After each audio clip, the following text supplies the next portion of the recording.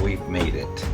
We are at the world headquarters of Convoy of Hope, and we are excited about this because you've been planning this for a while.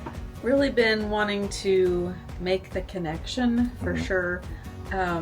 Just to see how RVers, the RV community, how we can partner with them to just help in the efforts of what they're doing. Yeah, it kind of falls in line with some of our give back stuff that we've done at a lot of our events.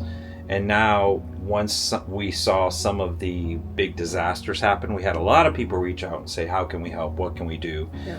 And Sheila had this connection from a while back. From, my earlier career.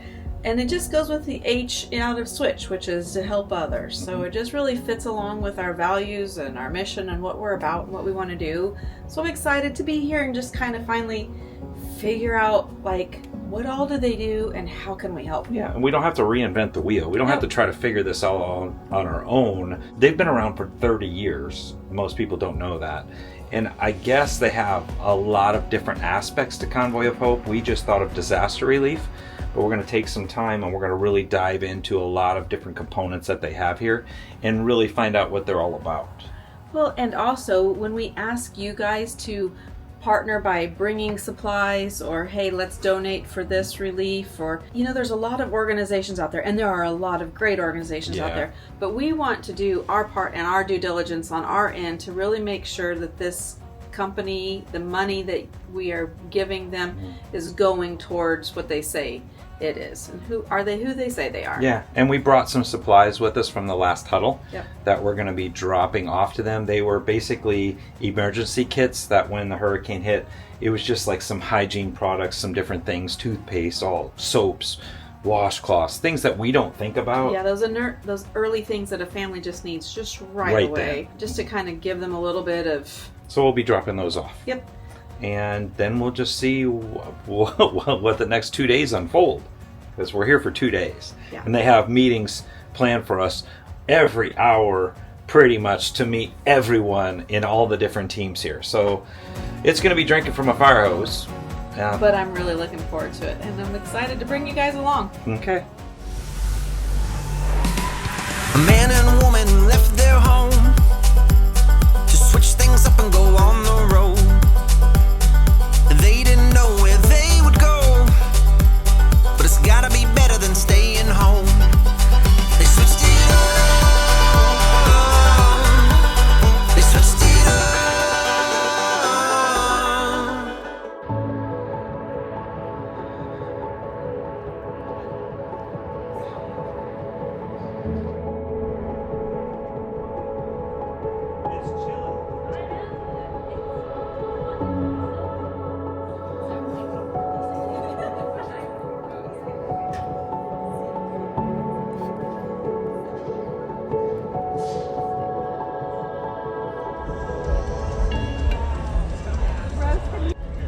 Got coffee this morning. This is the corporate world that I could do. Yeah, you could probably do this world coffee and come into their hall. It's an amazing setup. Looks like a great... We thought we had a lot of LED wall on our RV, but there's LED walls everywhere here. It's so good to convey the message of everything that they're doing. Yeah. So I think this building is less than a year old. And Mariah, when was this building? When did they open this building? Last fall, so it's been a year. October. What was the thought behind this room? I mean, this is nicer than a lot of typical church buildings. Right. Yeah, we call it the hall. Okay. And it's just a place to gather all of the employees here. Fantastic. Will you do that in one, like chapel, like the gathering is this morning? Is that once a week, once a month? It's every week. Yeah. Every week. That's fantastic. Yeah, it's a time for us to get together and interact with everyone.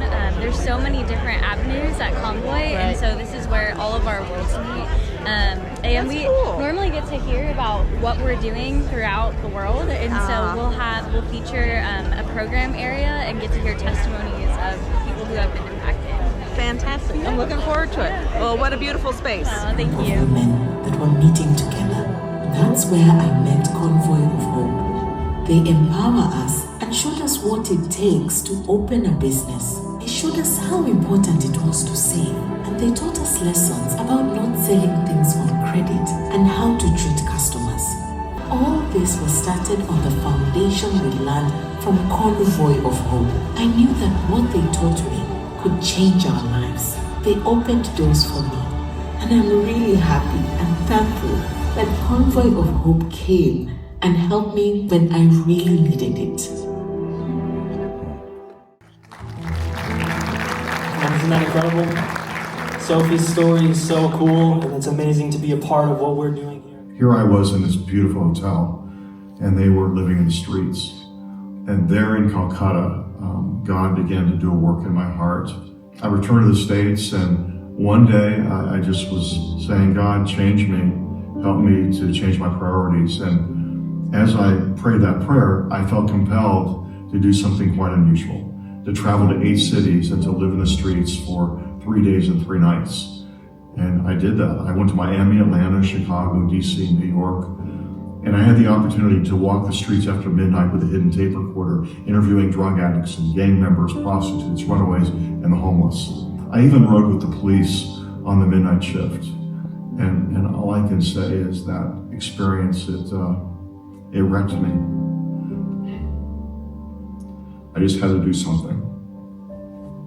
So I went to a grocery store and I loaded up a pickup truck with $300 worth of groceries, and I began passing them out to migrant farm workers, families that were living really in poverty. And the gratitude, the smiles I saw on their faces that day was incredible. I'll never forget it. Outreach is where we fill up pickup trucks and U-Haul trailers, and we'll take the groceries into parks and church parking lots and into the streets.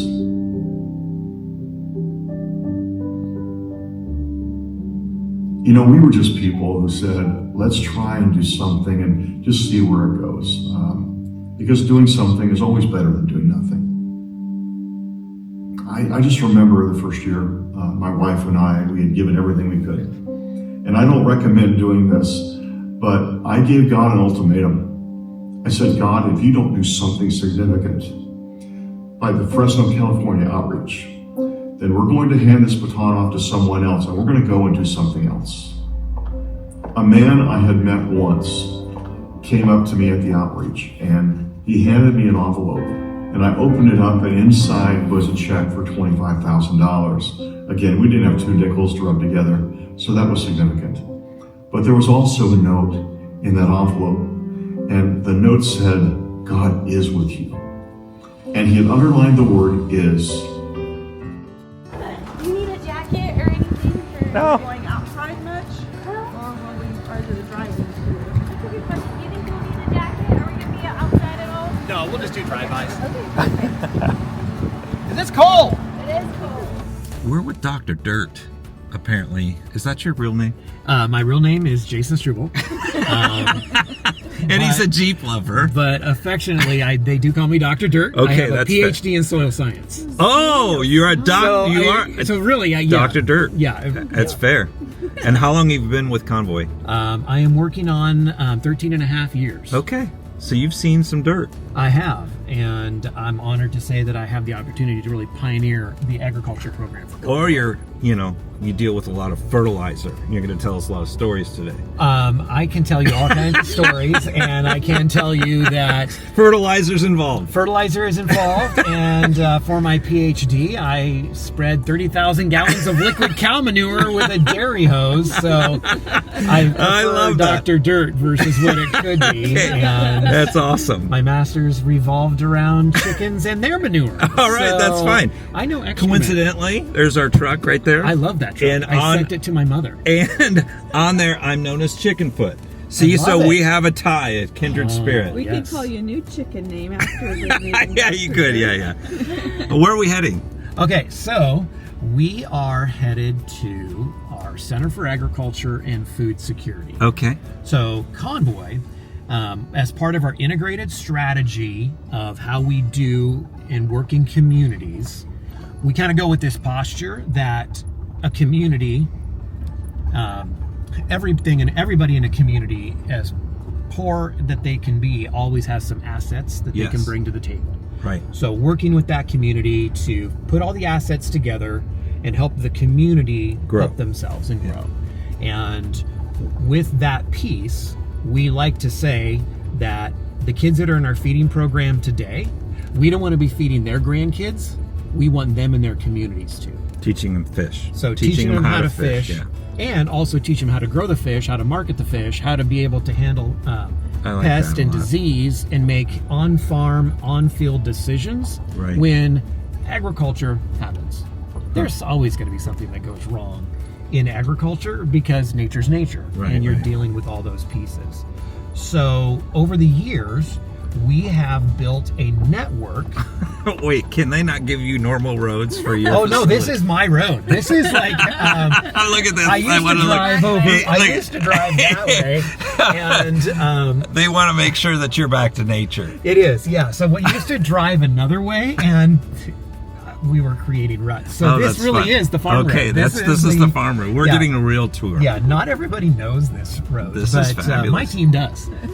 And so over the years, we have built an internal extension system where we have a network where we are taking best practice in science and resources to the farmers and family around the world. Okay. But then they also are speaking back to us and speaking back to the science. Okay. So we have our farmers, and for us at Convoy, that can be a woman in the Women's Empowerment Program who is looking at agribusiness, but also looking at supplemental groceries or looking at a nutrient value because they know how to grow corn, but they didn't know that they could grow other vegetables that help that diet diversity, that health and nutrition standpoint.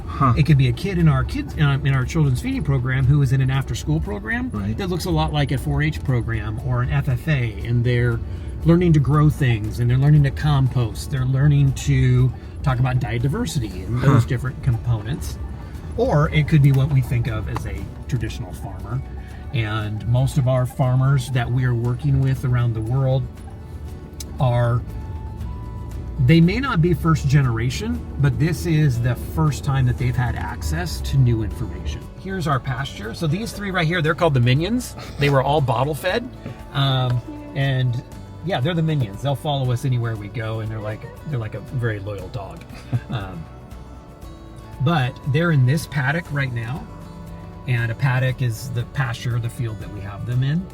We don't want that grass to ever get below 5 inches. If it gets below 5 inches, then we start to, we are no longer disrupting the worm cycle, which is a huge issue.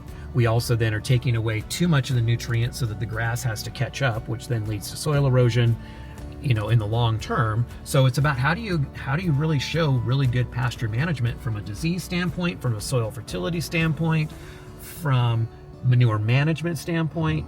And those are all things that we train, we video, we create resources for, and then it's always fun to have goats on site when people come around. So these three are the minions. Yeah, thank you. Thank you. That was awesome.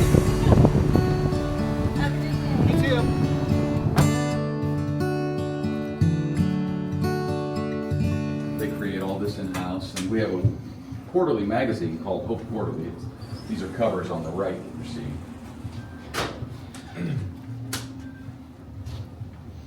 It all starts with a story. We have 3 studios. This is our largest studio, Studio A. Oh, see, now you're talking my language here. This Were you is on TV? No, I was theater, and YouTube videos was kind of my telling a story and being able to share was always my passion. Yeah, that's cool. Wow. So we shoot, you guys know more than anybody, the story is told these days through video. Yeah. So we're able to shoot lots of interviews in here. Hal's interviewed for that story you just saw, shot in here. Fabulous. We have a great team that shoots in here. They actually build all of this as well, Yeah. so they can do it all. They light it, so we've got more room. See, Sheila, you got a dream, baby. Just got to find the right people that you can hook up together with. Yeah. Listen, this is where the magic happens. It This is. is where the story's That's told. that's This is where the heart is poured out You better to. believe it. Yeah. In a windowless room. In a wilderness room with somebody parked an RV there. I don't know what happened. Back there where the flags are, that's going to be our manufacturing center. Oh, we were just, just when we were For that, it's going to be quickly automate food packaging. Okay. So we're going to have the raw resources there. Beans, rice, all the things that go in. You pack that in. And then machine will do a lot of it. Yep, and And then be able to pack box it, hundreds of millions. ship it out. We'll box it up, and then from here we'll ship it Okay. by truck. Yeah, we'll go down there in a second and see our disaster fleet. Wow. This is incredible.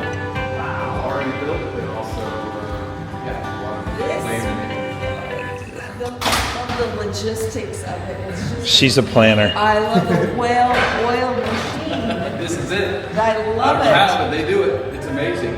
This is our world distribution center. When we crossed the skywalk, we came into this building, which was built 2 years prior to our grand world global headquarters and training center opening last fall. So this opened in 2021. This is about 170,000 square foot warehouse that holds the majority of our supply.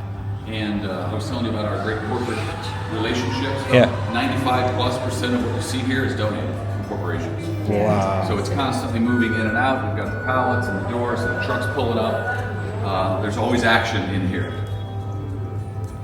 That's amazing. It is incredible.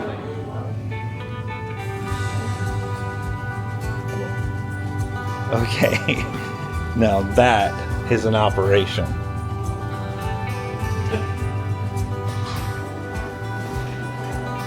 All I know is these are so Just a few things we do here. they're so everything's so clean. Can we get somebody to detail our RV while it's here? Because this is amazing. Wow. They work hard to keep them clean. Oh. I tell you, it's a rolling billboard. Yeah. It's all been donated, so we want to keep it. You want running absolutely as well as good as we can. Have over 150 pieces of disaster-specific equipment parked in this building, or this part of the building. Really, it's come about only in the last 10 years. Yeah, so I started coming after in the middle of Hurricane Harvey in 2017, and this fleet was significantly smaller. We had maybe four or five pickup trucks. That's got to be quite the feeling, though. I would think as a person that's in a disaster, and B, as the team rolling in with a fleet, and you just like it's just like got to feel like the cavalry is coming, like that they just got to feel like help is on the way. Convoy of Hope. Yeah, I mean, like it's like just like it's got to just be an emotional moment for them and for you. Yeah, so I'm one of our, I don't want to say veterans, but I've been on the team a little bit longer than some. And so this is my 7th hurricane season, I think, whatever the math is. And it's still so humbling when we're driving down the road to have people, I mean, and we're hard to miss. Yeah. Like 15, 16 vehicles, all branded. Like it's very hard to miss us. That people will drive the 1.5 miles, 2 miles, literally honking their horn of our entire line, giving us thumbs up. Rolling down their window, smiling, and doing all the things. That is one of the things I think it's the hardest thing to describe how moving it can be. Well, everyone needs a tool van. The majority of the team doesn't live like you guys. Oh man, this is RV, nice. but we do have bunk trailers. I know. I'm trying. You have a bunk trailer? Yeah, come on. Is this where you sleep? Yeah. You do? We've seen bunk trailers in different capacities in carnival life, actually. Oh, okay. Which is kind of odd, but that's true. I never. I don't know how this compares to a carnival bunk trailer. It's pretty comfortable. It's pretty comfortable. This is home base. It's home base for the team. A bunch of us get to sleep in here. Oh wow! I mean, yeah, these are fancy, huh? Fairly comfortable. We can house some people in here. Yeah. Little privacy. Huh. Until the guy next to you is snoring. Well, that's a problem. Yeah, the snoring part. We send them to a different bunk trailer.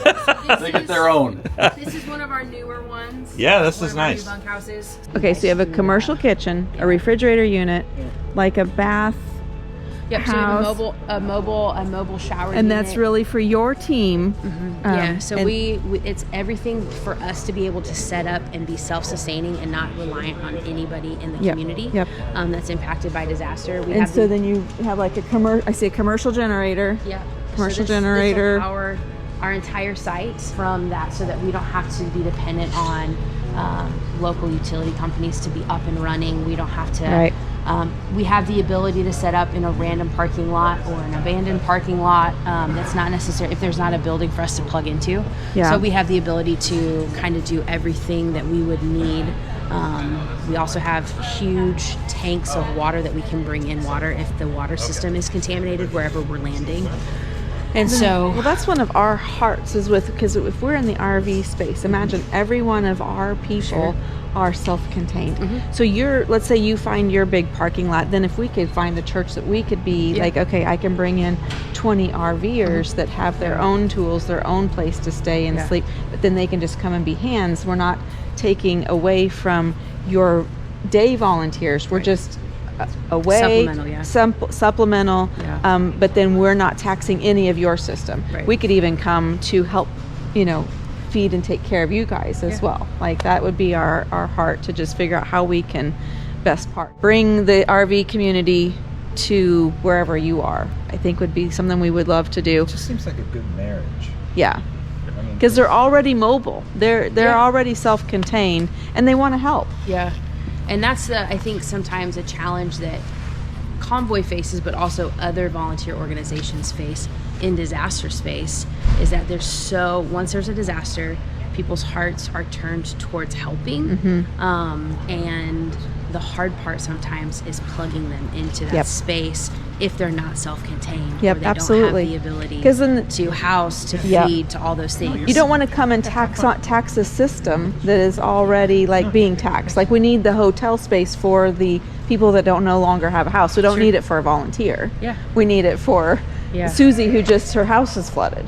Right, we need that instead. So I think that's the hard part to convey to people, is everybody just wants to flood into the area. Exactly, and it creates a secondary disaster for that area. Exactly, because they can't handle what they have going on on their own.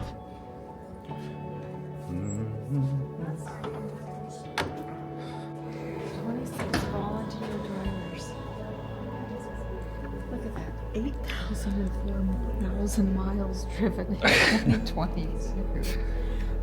The question is, are you tired yet? I think you got one droopy eye. So it's been so much. Yes, we just met with the Women Empowerment team, and we've met transportation. We've met rural initiatives, the media. We've met the dirt.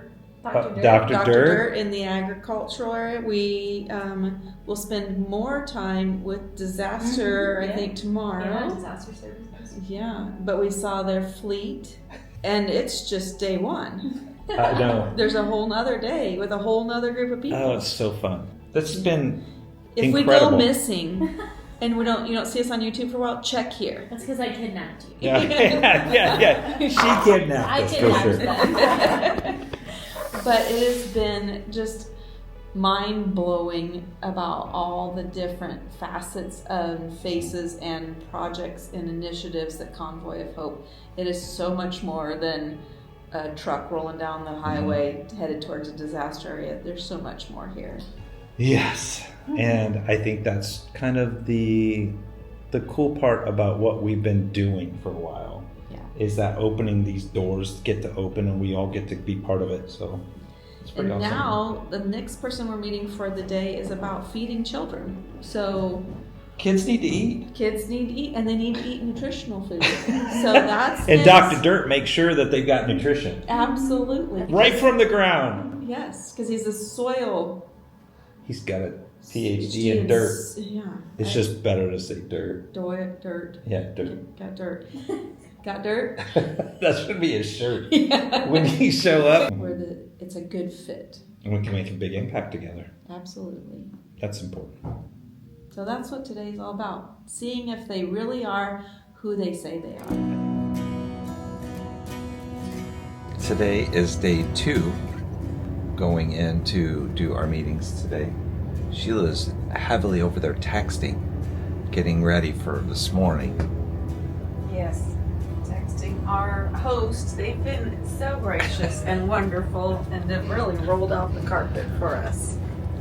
So we are going in for another day of meetings. And what are we doing this evening? It's something with... Well, this afternoon we drop off our supplies that the crew has donated, and then this evening we were going to be with the volunteer crew for 2 hours packing donations up for the next trucks going out. Another Full day. Full day here at Convoy of Hope. So it's been an amazing thing. So hopefully we get some nuggets today that we can share and just share some other thoughts. So buckle up. We're going in. It's 9 a.m. and they've got stuff scheduled every hour on the hour. Every hour on the hour. I think by the time we're done, we will meet every team here, that's a lot. Pretty close, except for the administrative team. But Yeah. yes, we will have met almost all the team. And all the outreaches. And just what a beautiful building that they have been blessed with.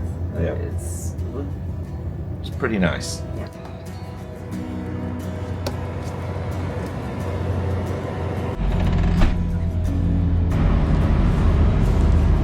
Hey, guess what? I captured that shot. You got the shot? I got that shot you always want. That the locking of the door shot? And the leaving. It is important to lock the door. Leaving the RV. Oh, it's chilly. So this morning we're going in to talk disaster services team. And then we're also going to meet today with Ron on the community events team. Oh boy. And we're also meeting with the field team. Of course. I'm really excited about these three groups of people and but there are so many initiatives and different things that Convoy does. Opportunities for us to be connected with them are like endless. And you know how you guys all know how I love a clean, well-oiled machine. We have found that. Yes. It's beautiful. They have done a great job building this organization and keeping the heart. I think that's what's the most important. Way more caffeine. And then I'll hold on to these for you, but this is from our Feed One team. Feed One team. And they have these little bracelets with the Feed One. Oh, that's awesome. I'm actually wearing one today. Cool. That wasn't even planned. We want to feed 1 million. Yes. It's so quiet in here right now, right? This is before the calm of all of the storms that happen and all the stuff has to roll out from out there. And Did you really just say calm before the storm? yeah, I did that. You did. Yeah. There's Allison. She's on the phone. Allison, you are in charge of how would I categorize? Because everything has its own little place. Sure, so I oversee our disaster lead volunteer program for disaster services here at Convoy of Hope, but I also oversee our daily volunteer opportunities for each response that we have. Yeah, did you hear that? That's a lot. That's a lot. That's what you should have heard. And Sheila's like, "Oh, we have to meet her. Yes. We have to come and sit." So we're gonna. Did you hear the word volunteer? Like that's our girl. Yeah. Switch crew in action. Yes. Yeah, that's where she's gonna put everyone. Yeah, I'm gonna plug you guys all in. There we go. We got your names. We got everything. If you got CDLs, like she's got trucks for you to drive. She's got everything. I do. I've got all the jobs. All the things. She's got all the things. All the jobs. So we're gonna find out what all the things are, and then we'll let you guys know. I think you guys have a really unique following, if I could say it that way, and like a way to mobilize people. Because one of the biggest challenges that volunteers that are interested in serving in disaster face is housing. Yeah. Mm-hmm. And so with your guys' kind of group, your people, what do you call them, switch crew? Switch crew. Okay. Mm-hmm. And so with that, having because the majority of them are RVers. Yep. 99%. Okay. Mm-hmm. That's a very high percentage. I was anticipating about half. Oh, no.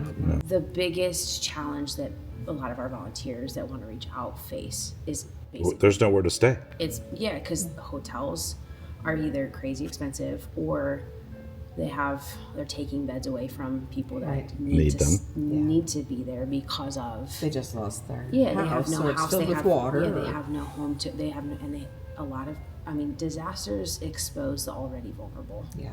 So whether that's an elderly person who is by themselves, they don't have family around, or it's someone who is transplanted for job or whatever.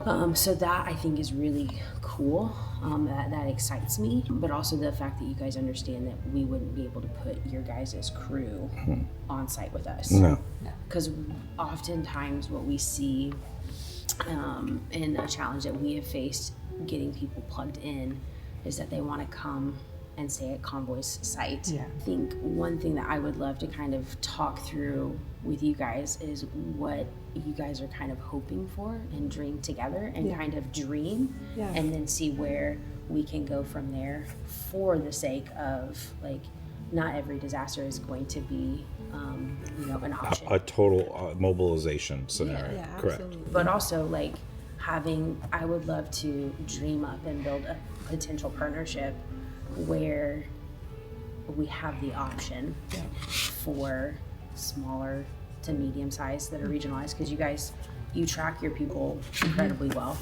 Having that, you guys have that database mapping where if there's a disaster where it's small to medium for us, but you guys have the ability we could mobilize through you all, some volunteers. I think that is so advantageous. That excites me. Yeah. Because it's getting more people involved, and it also, again, it makes a lot of sense in my brain to be able to plug people in that are already around those areas, as opposed to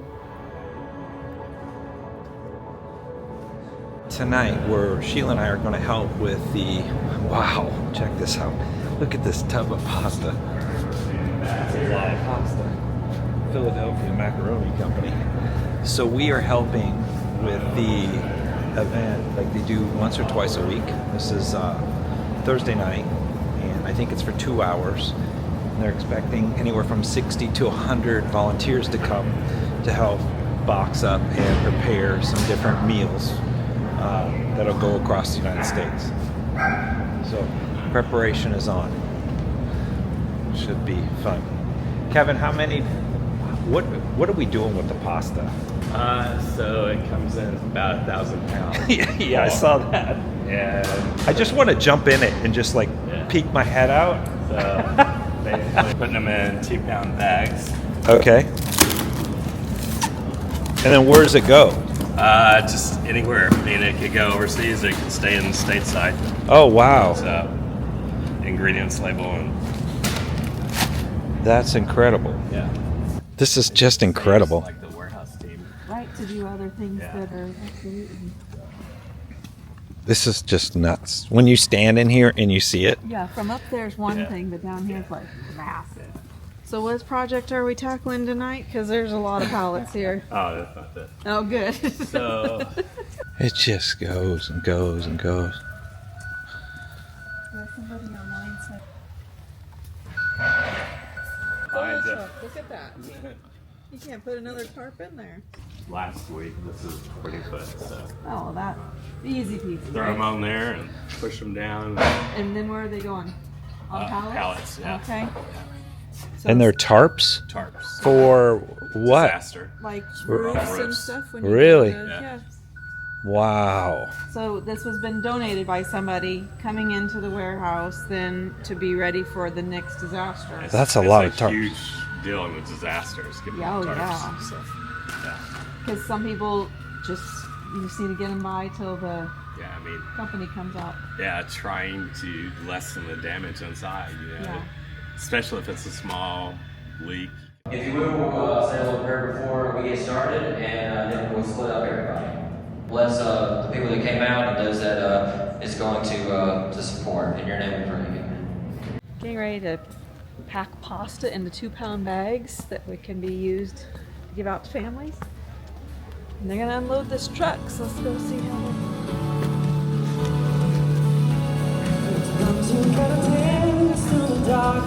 Sing through the fire, break when it don't make sense. Sometimes you gotta stare down a giant, worship from the lion's den. Sometimes you gotta shout from the mountain, louder in the valley, trusting that he's gonna get you there. Sometimes you gotta welcome the wonder, wait for the answer, worship with your hands in the air. I'll praise you anywhere, praise, give me praise, give me praise, in the highest praise, give me praise, give me praise, in the highest. He is worthy, yes, he is worthy of all of the praise. Sometimes you gotta praise in the prison, cry out to heaven, shout till the door swing wide. Sometimes you gotta stand on your shackles, brave in the battle, worship with your heads held high. I'll praise you anywhere, praise, give me praise, give me praise, in the highest praise, give me praise, give me praise, in the highest. He is worthy, yes, he is worthy of all of the praise. Give me praise, give me praise, in the highest praise. Give me praise, give me praise, in the highest. He is worthy, yes, he is worthy of all of the praise.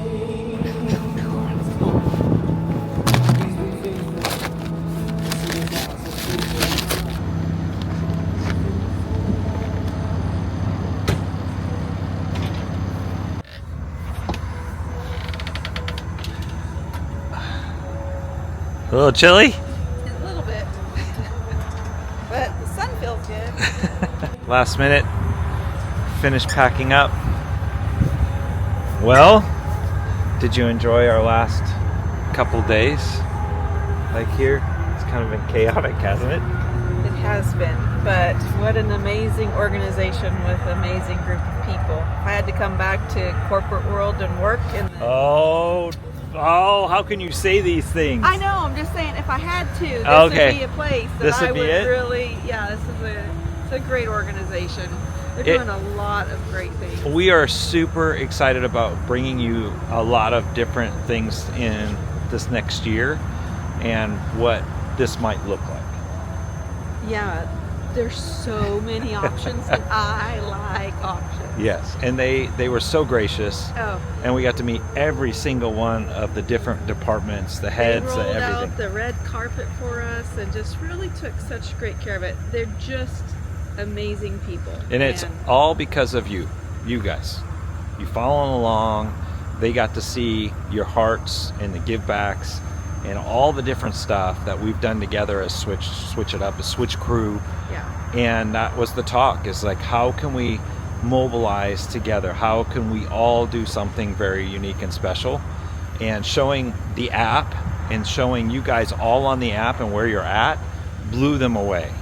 So if you haven't been checking in on the app and you haven't been clicking around, there's going to be some amazing updates to it. We're going to use that for mobilization. We're going to use it for some amazing things coming up.